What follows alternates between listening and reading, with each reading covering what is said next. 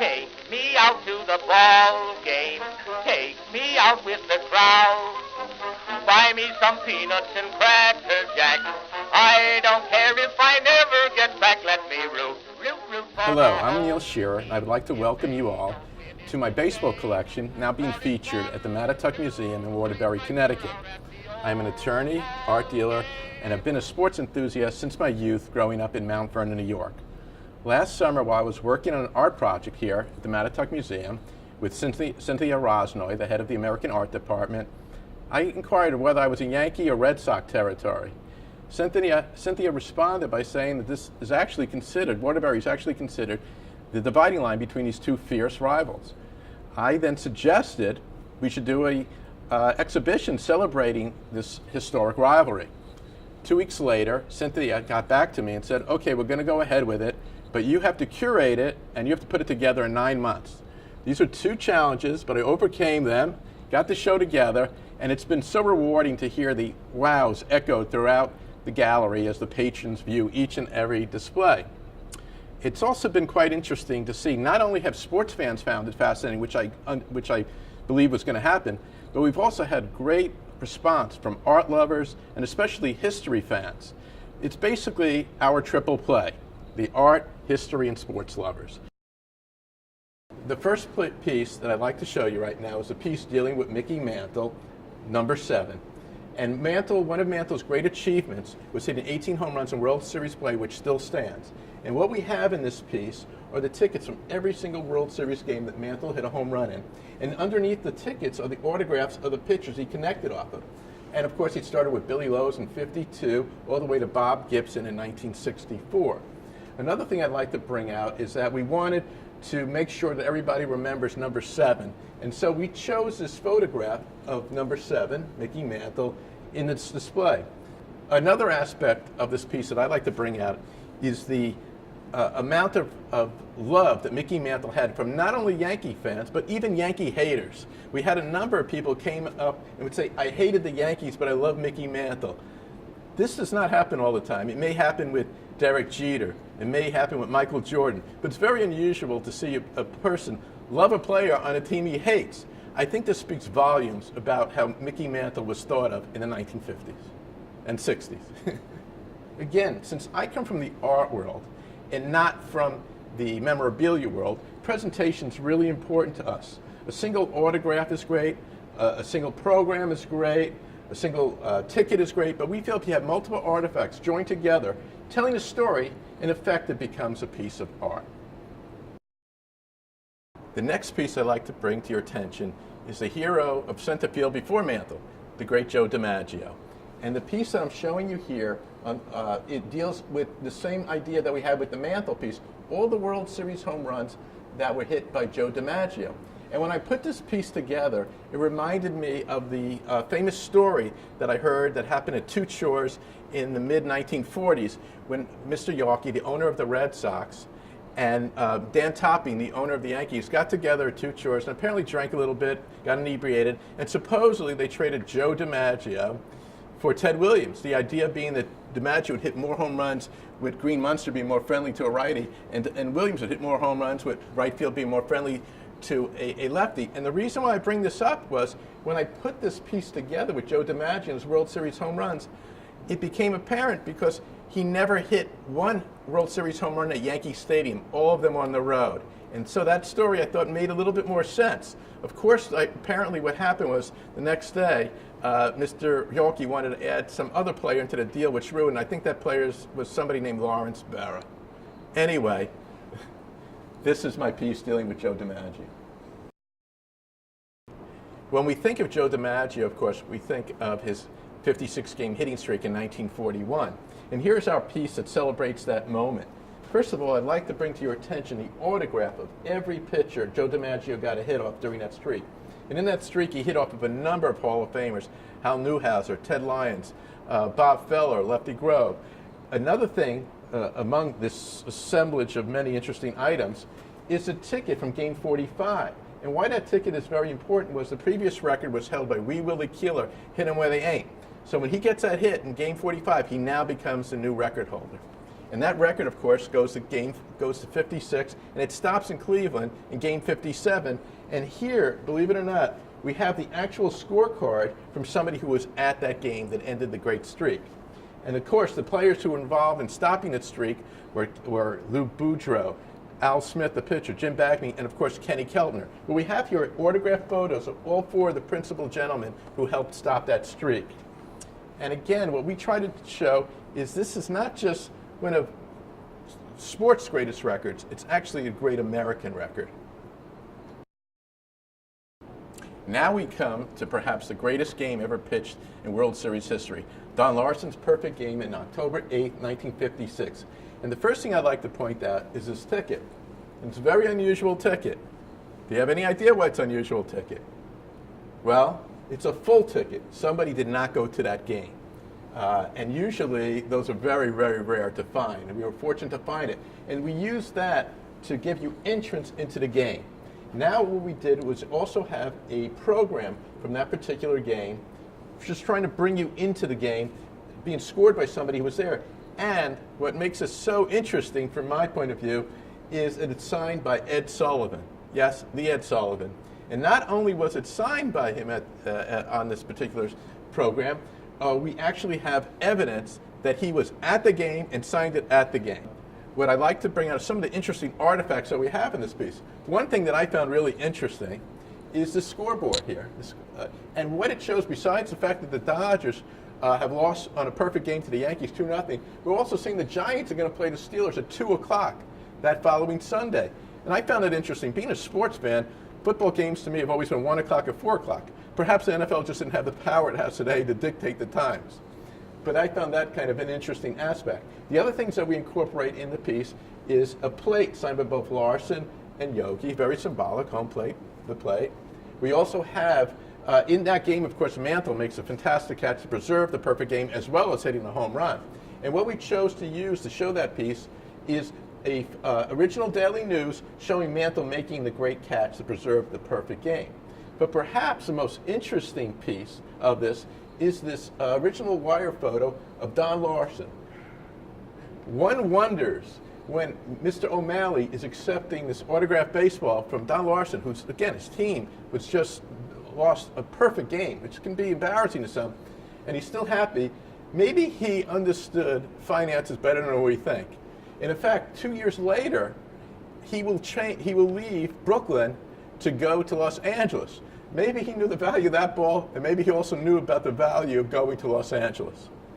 Now, what I finally like to show to end the piece also ended the career of the great umpire Babe Pinelli, who after making the final call, and some people say he gave a strike and maybe it wasn't, he retired saying that that's the perfect way to end my career in a perfect game. Now we come to the 1961 Yankees, arguably one of the greatest, if not the greatest baseball team of all time. We have the autographs of every player from that particular team. We have the 5 ticket stubs as they beat the Reds in 5 games. We have the M&M Boys, of course, featured Mantle and Maris. We have Hall of Fame cards signed by Yogi and Whitey. And we have the program you get in New York and the program you get in Cincinnati. Of course, this team hit 240 home runs. So when we think of the 1961, we really think of Roger Maris's and Mickey Mantle's chase of Babe Ruth. And you could see in many of the images how difficult it was for Roger Maris in that particular time frame. First of all, nobody wanted Ruth's record to be broken, and if it was, they wanted to be what they considered the homegrown boy, Mickey Mantle. When Maris breaks that record in 1961, we have a piece here to celebrate that special moment with the autographs of every pitcher that Maris hit a home run off of in 1961.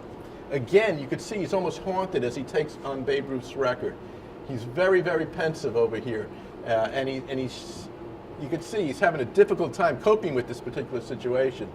But again, there was a little bit of happiness here as the boy who caught the ball, Sal Durante, actually wanted to give the ball to Maris, and Maris said, "You know what? Keep it. You can do better than it. You can do better with it than I can." And he actually received, I think, $5,000, and I believe paid for his wedding. But I also found it kind of interesting. He almost looks a little bit like Billy Martin when I look at it. Now we get to an area where I'd like to call the rivals of the rivals, dealing with the New York Mets. Now in 1969, the New York Mets beat the heavily favored Baltimore Orioles in 5 games. And what we have here are the 5 tickets from that game, and a pennant from that particular year, and a program signed by all the Mets in 1969. Now, the 1986 Mets, this is a game that the Red Sox probably will not enjoy very much, but this is the famous game where the ball went through Bill Buckner's legs. And again, we have an image there signed by Mookie Wilson and Bill Buckner in that moment that changed the series. Autographs of all the players of the New York Mets. The 7 ticket stubs that won 7 games. And also, one of the more interesting things is we have a back of a seat from Shea Stadium. We think it just adds some beautiful color to the piece. It brings you into the game again. And tickets from various games, including the first game of the year and the game that won the pennant for the Mets. We think it's just aesthetically pleasing. And again, since I come from the art world, dealing with paintings from Bierstedt to Basquiat, and not necessarily from the memorabilia world, we try to make our pieces like something you really would love to have in your house as a fine presentation piece. Also, you probably will have the most popular house on the block. Among the greatest speeches in American history are those that we all know of. Lincoln's Gettysburg Address, Martin Luther King's I Had a Dream, but also one of the other speeches that always comes up as one of the greatest speeches in American history is Lou Gehrig's famous speech, "Today I consider myself the luckiest man on the face of the earth." What I'd like to say about this piece that you're looking at, this is not a photograph. This is a painting by an artist we use named Adam Port. Again, I'm coming from the art world. I wanted to add art pieces, actual art pieces, into our show, and this is one of the pieces we chose commemorating that very special moment in American history. Took place on July 4th, I believe, 1939.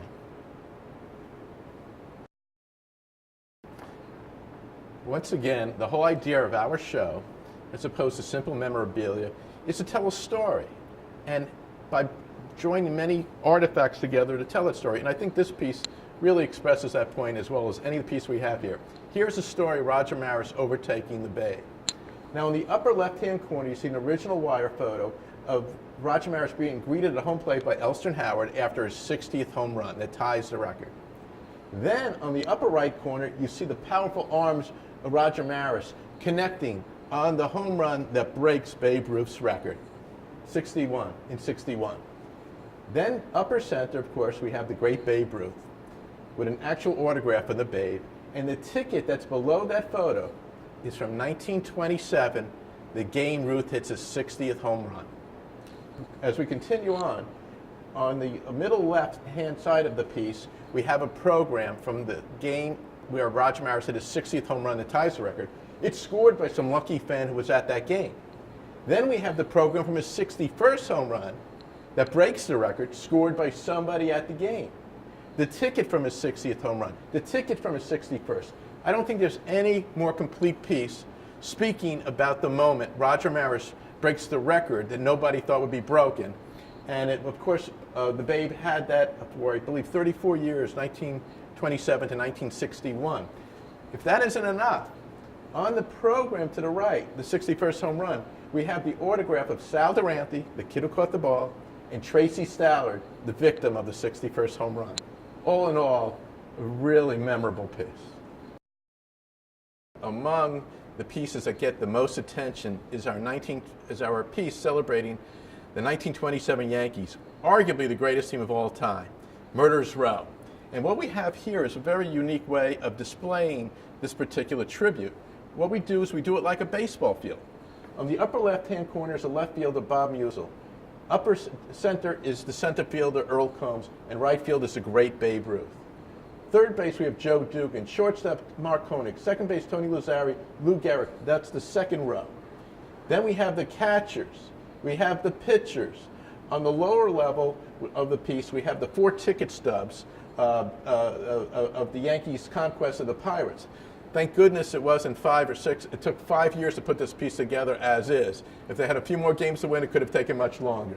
The program showing the 2 managers, the great Miller Huggins of the Yankees and Owen Bush of the Pirates.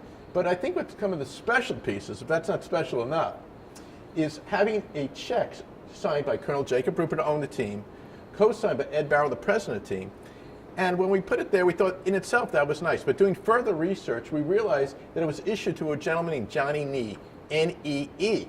And Johnny Nee turns out to have been a scout for the Yankees who would sign great players like Bill Dickey. Now, what that $250 was used, I don't know. In my own head, I kind of like it to believe that it was used to get Bill Dickey, but we really don't know. Also, we have a press pass issued to Louis Heilbronner, who wrote the Baseball Blue Book, and another way to get into the stadium. Now, our show, we love to talk about baseball, but we also like to talk about American history and also some other interesting aspects. One thing I'd like to bring up here is that Lou Gehrig went to Columbia for a short period of time. Benny Bengow, one of the three-headed catchers there, along with Pat Callens and John Grayback, went to Niagara. And Earl Combs became somewhat of an educator after his career was over. But many of these guys barely got through high school, if that. But I'd like to point out here, when you look at this piece, look at the autographs of these players here. I believe that the penmanship and cursive writing was so beautiful back then. And I think it tells a lot about our personality. For example, if you look at Babe Ruth and Lou Gehrig, I don't know if people have ever looked at this so closely, you could feel the different personalities. Lou Gehrig, shy and elegant. Babe Ruth, bold and charismatic. I think their handwriting says a lot about who they were. Another thing I'd like to bring out is that people sometimes ask me, where do I get my pieces from? Where do I get these items from? And as I tell them, anywhere from the garbage pail in front of your house, so thank you very much. But in many cases, I get it from fine auction houses, from fine collections that I know, and then we go through a whole process of authenticating it. This is time consuming, but it's a lot of fun, and being a lawyer, I enjoy that part. And again, we spend a lot of time getting into authenticating that. We take a lot of pride in doing that. So again, I'd like to really just again, once again mention how special we think this 1927 Yankee piece is. Once again, we return to the art world, and one of my favorite artists and a good friend of mine is Gary Irby, a noted artist of the trompe-l'oeil style. And trompe-l'oeil means basically you could take the items right out of the piece. You just feel that they can be ripped right out of the piece.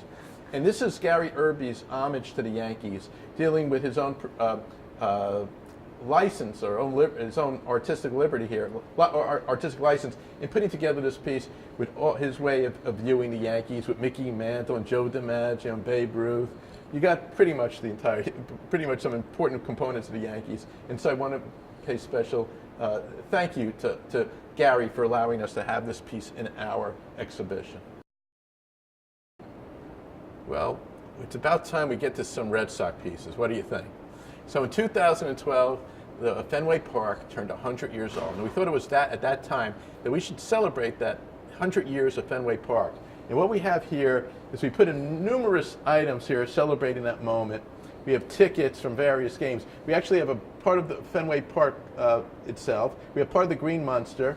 We have part of the netting. We have tickets from the year that they won the first year in 1912. We have tickets from the All-Star game play there. We have tickets from the championship in 1946 that they did not quite win the World Series. Also, we have a base. I won't tell you how I got that, but it truly is a stolen base. And we have many other artifacts. One thing I'd like to point out in our show is how important Babe Ruth was. In most of my pieces here, we've shown how great he was with the New York Yankees. But he won 4 World Series with the Boston Red Sox as a great pitcher. He used to say that he was a very lucky man because he pitched during the dead ball era and he hit during the live ball era. So he did luck out there. But again, we had to put the young Babe Ruth in this particular piece. And here again is a work that we did celebrating the 100 years of Fenway Park. And again, I almost forgot, the great Ted Williams is involved in it. He has to be.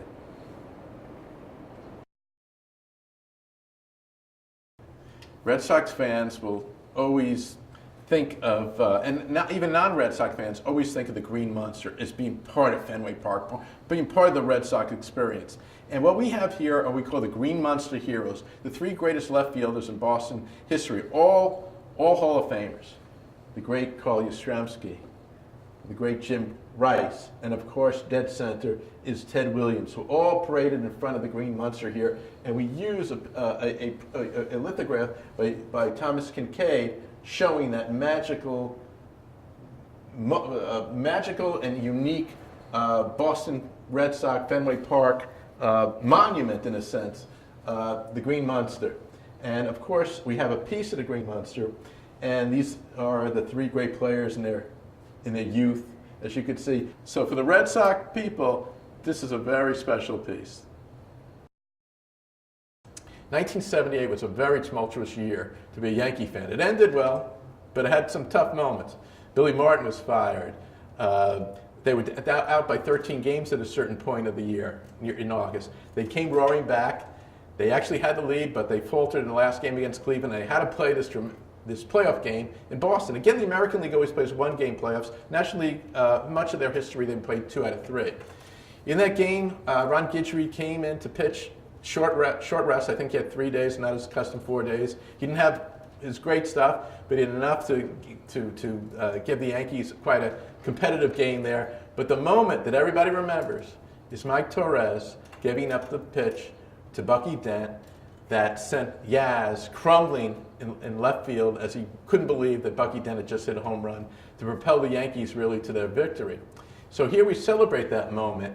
And what we have here, besides a nice write-up by Bucky Dent himself, where he signs it Bucky F. and Dent, by the way, we have the cards of all the players who played in that game, autographed by every player who played in that game. Of course, the one tragedy later on was Thurman Munson, and we have his autograph separate from his card. We have the ticket from that game, the program from that game that shows Don Zimmer in the cover. What we also have here are images of that magical moment, signed by both Dent and by Mike Torres. We also have a photograph that is actually, we put in, that people will say, hey, that's not right, that doesn't belong in there. But we did put it in there, and the reason we put it in there is a photo of players who are doing simulating that game. Yes, that's not Bucky Dent, who's jumping up for joy. That's another person playing that part, because of course Bucky never would jump up after hitting the home run, because he'd hit so few, he wouldn't know that it was a home run. But it's the most simulated game ever, and so we showed a photo of that, showing people who were playing that particular moment in Boston. Also, one thing that I'd like to point out here is that we use all the 78 cards. And as I mentioned earlier, Billy Martin was fired, and Bob Lemon came in to take over and bring us the World Championship. So yes, the card that you see there is Bob Lemon in a White Sox, as a White Sox, because Bob Lemon started the year as a White Sox manager. So there are a few interesting things, but we wanted to keep the 78 theme in there, and that's why we use cards only of 1978. Once again, one of the special moments in Boston Yankee rivalry history. Earlier on the tour, I mentioned that I come from Mount Vernon, New York, home of some noteworthy people, including Art Connie, Dick Clark, Denzel Washington, and there have been a number of great athletes, especially NBA ball players, Gus and the late Ray Williams, my classmate Scooter and his younger brother Rodney McRae, and also Connecticut's own Ben Gordon. But also Mount Vernon's been known for quite a number of baseball people. Kenny Singleton was from Mount Vernon, played with the Mets and the Orioles, as well as doing the Yankee games now. And of course, one of the most important people in baseball history, Ralph Branca, who just passed away. And Ralph Branca will always be known for the shot heard around the world. And here we commemorate that moment. First of all, we show the photo of Bobby Thompson hitting the home run off of Ralph Branca. We show Leo DeRocha can't show as enough love, showing as much love as he possibly can to Thompson. The adoring fans saluting him. Program signed by both Branca and Thompson. And also, again, the famous quote, "The Giants win the pennant, the Giants win the pennant." Inside the sleeve, we actually have the record, the recording of that moment, and the rare ticket stub. Now, later on, this game has been, considered, this home run is considered among the greatest home runs and most important home runs in baseball history. Thompson up there swinging. Branca throws. There's a left back. Academy has the lead. The Giants win the pennant. The Giants win the pennant. The Giants win the pennant. The Giants win the pennant. Bobby Thompson hits into the very back of the left field stand. The Giants win the pennant, and they're going crazy. They're going crazy. But something things I like to point out people don't always remember. One, it was a 2-out-of-3 playoff. The National League always played a 2-out-of-3 playoff. And for some reason, the manager of the Dodgers, Chuck Dressen, actually won the time cost, but decided not to have Game 3 played in Ebbets Field. I can't imagine that being done today where Game 7 you don't want in your home field. The other thing that's come about over the last few years, and it's been even admitted by Bobby Thompson before he passed away, was yes, they stole the signals. But what I like to point out is how much Ralph Branca and Thompson actually made a living based on this moment. They went around the country talking about it. It also shows you how certain people handle moments of defeat. Now we get to the 1941 game that I'd spoken to earlier on. The game where Mickey Owens, the short-handed catcher, in Game 4, when it looked like the Dodgers were going to tie the Yankees at 2-2, drops a third strike, allowing Tommy Hendricks to reach first base. The Yankees, DiMaggio then got a hit, and then King Kong Keller got another hit. The Yankees eventually won that game, and the next day they beat the demoralized Dodgers to win the World Series. Now, this is where the term "wait till next year" really starts. And we actually have a pennant here of the 41 Dodgers. What I found interesting about it, you could see how the Wilpons were so influenced by Ebbets Field. The new City Field looks very similar to the Ebbets Field outline here on the pennant. We have all 5 ticket stubs. You can see our formula a little bit. The photos. Now, what I like to point out, again, we like to bring history into it. On this program, signed by all the Dodgers and most of the Yankees, who is the figure on the program? No, it's not Ben Franklin. A lot of people say Ben Franklin, but of course, Ben Franklin's really associated with Philadelphia, and these are 2 New York teams. The gentleman who is on this particular program is none other than Father Knickerbocker. And what I think it shows is that, of course, how important that term was at one point. Today, I don't think kids know that the New York Knicks are named after Father Knickerbocker.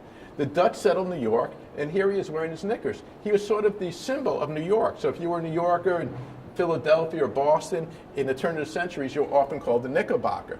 And I find it interesting how that term is sort of faded, but it must have been relevant in the 1940s. That's when the Knicks came into existence, and to be called the Knickerbockers must have meant that that term meant something. So again, we'd like to bring a little history into our pieces, and we think that was just an interesting point that we'd like to make. Okay. As we showed in our 1941 piece, Wait Till Next Year, Wait Till Next Year took a lot of Wait Till Next Years, but Wait Till Next Year finally ended in 1955 when the Brooklyn Dodgers beat the New York Yankees. Here we have the autograph of every player on the 55 team, including a young Vince Scully, who's just a couple of years now been doing the Dodger games. The 7 ticket stubs, including, of course, Game 7 when Johnny Padres pitches his masterpiece to win it for the Dodgers. This I thought was very interesting. The passing of the Yankees, a funeral card, as they finally put the Yankees to sleep. Now, another aspect of this piece I think is really, really interesting is we have the players' addresses where they lived in 1955. And what I found interesting was they weren't making money like today's players. So a lot of them roomed together and they lived very close to the stadium.